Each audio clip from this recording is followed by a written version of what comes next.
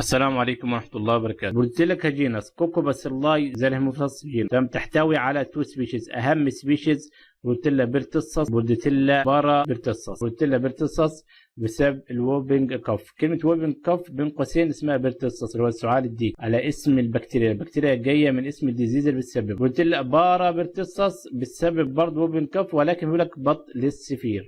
طيب هنا دلوقتي هتكلم عن بولتيلا بيرتسس سمول جرام نيجاتيف بكتيريا يعني كوكوباسيلاي. هنبدا في عنوان باثوجينيزيس اوف بولتيلا بيرتسس. بدايه بولتيلا بيرتسس بتسبب الووبنج كف او اسمه بيرتسس يعني السعال الديكي. ده عباره عن اكيوت ابر ريسبيراتوري تراكت انفكشنز ريستريكتد بتراكيا والبرونكاي.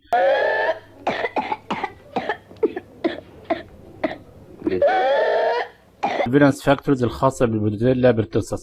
الفيرنس فاكتورز تنقسم الى قسمين، قسم بيساعدها على الادهيجن والكولونايزيشن في مكان الانفكشن، يعني علشان تعمل اتاتشمنت بالبرونكاي والتراكيه ده محتاجه كولونايزيشن فاكتورز او ادهيجن فاكتورز. مشكله البولتيلا بيرتسس ان هي بتعمل لي دامج للسيليا موجوده في الابيثيليا بتاعه التراكيه، تمام؟ فبالتالي لما تيجي تعمل دامج للسيليا اللي بتاعت الابيثيليا فبتخلي اللي خلاص موضوع الكليرنس اوف ميوكس فانكشن دي حصل لها دامج، تمام؟ ان مين بيعمل كليرنس للميوكس؟ تمام، هي السيليا. البكتيريا دي بتعمل دامج للسيليتد ابيثيليا. فاول حاجه عشان اصلا تمسك في المكان ده لازم يكون عندها ادهيجن فاكتورز، عوامل تمكنها من الادهيجن والكولونايزيشن. فيلامنتس هيم اجلوتينين.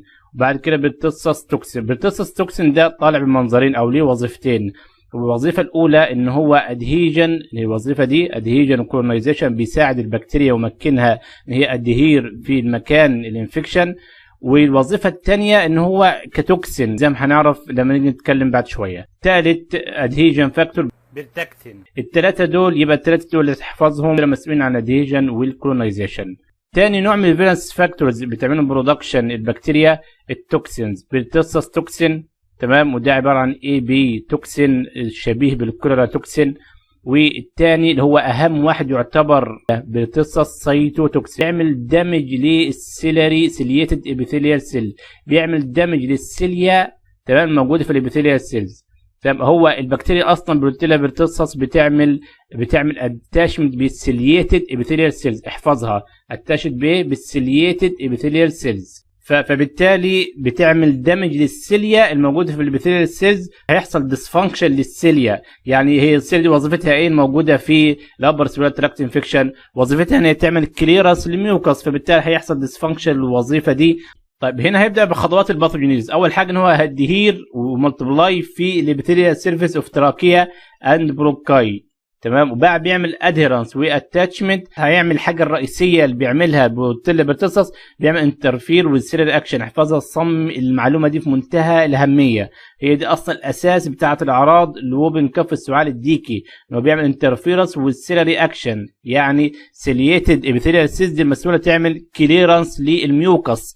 طيب لما يحصل ديسفانكشن للسيلري اكشن يبقى الميوكس مش هيحصل له كليرنس، يعني مش هيطرد يعني، تمام، الميوكس. فبالتالي هيحصل الكف اللي هو على صوره السعال الديكي، تمام. دي اول خطوه في الباثوجينيزيس. طيب بعد كده خلاص هي البكتيريا عملت اتاتشمنت بالتراكيه والبرونكاي، هتعمل لايبريشن او تعمل سكريشن للتوكسينز. هم 3 توكسينز. اول حاجه بيرتسس، يعني بيرتسس توكسين ده ليه وظيفتين. الوظيفه الاولى ان هو بيعمل ادهيرنس واتاتشمنت، والوظيفه الثانيه ان هو بيشتغل كتوكسين اي بي ستراكشرال فانكشنال موديل.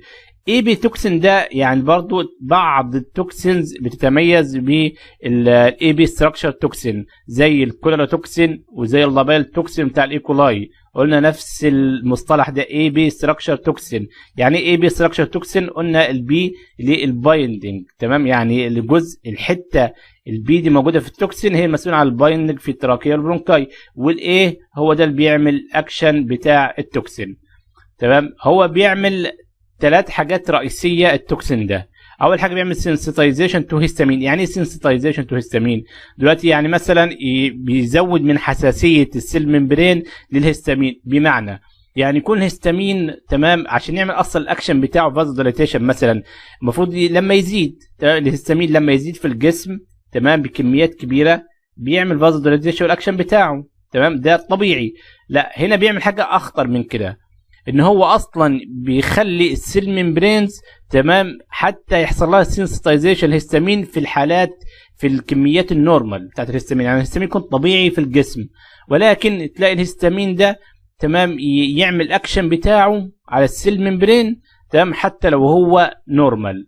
اللي بيعمل الكلام ده البرتسس توكسين، يخلي السيل ممبرينز تحس بالهستامين حتى لو هو نورمال، ويحصل الاكشن بتاع الهستامين وفاز ديليتيشن والاعراض بتاعت الهستامين. تاني حاجه بيعملها البرتسس توكسين ليمفوسايتوزيس، بيزيد الليمفوسايت في الجسم كميات كبيره لما يكون البرتسس توكسين ده يحصل له سكريشن من البروتيلا برتسس. ثالث حاجه ان هو انهانس انسولين سكريشن. تمام، الاكشنز اللي بيعمله البرتسس توكسين اللي هو الليمفوسايتوزيس وسنسيتايزيشن تو هيستامين، وبيزود من افراز الانسولين. سببه انه البرتسس توكسين الميكانيزم بتاعه انه بيعمل ادينوزين دايفوسفيت رايبوزايليتنج اكتيفيتي، فيترتب على كده ان هو بيعمل سيجنال ترانزكشن من السيل تايبس. تمام، يلخبط من الاشارات سيجنال ترانزكشن في الخلايا بسبب ان هو ليه ادينوزين دايفوسفيت رايبوزايليتك اكتيفيتي، ده الميكانيزم اوف اكشن بتاعه. تاني توكسين ادينايليت سايكليز توكسين، ده عباره عن توكسين بيعمل انهبت الفاجوسايت فانكشن. ادينايليت سايكليز توكسين من الاسم بيزود الادينايليت سايكليز جوه الفاجوسيتك سيل.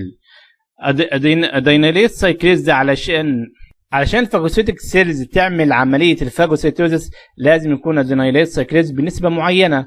التوكسين ده بيزود من كميه الادينايليت سايكليز جوه الفاجوسيتك سيل، فهيحصل انترفيرنس او انهبيشن للفاجوسيتك. طيب، ثالث توكسين ده الاهم توكسين في الباثوجينيزيس اللي هو تراكيال سايتوتوكسين. تراكيال سايتوتوكسين ده اللي بيعمل كل ريسبيراتوري ابيثيليال سيلز، بيعمل دامج للسيليت ابيثيليال سيلز، فبالتالي هو ده اصلا مسؤول عن الاعراض الاساسي في ظهور اعراض وعلامات الاوبن كف هو تراكيال سايتوتوكسين اللي هو بيعمل دامج للسيليتد ابيثيليال سيلز. تمام، فهيعمل يعني الدمج هيحصل نيكروزس تمام في الابيثيليال، فهتزيد النيوتروفيلز، فيحصل سويلنج وانفلاميشن في التراكيه والبرونكاي.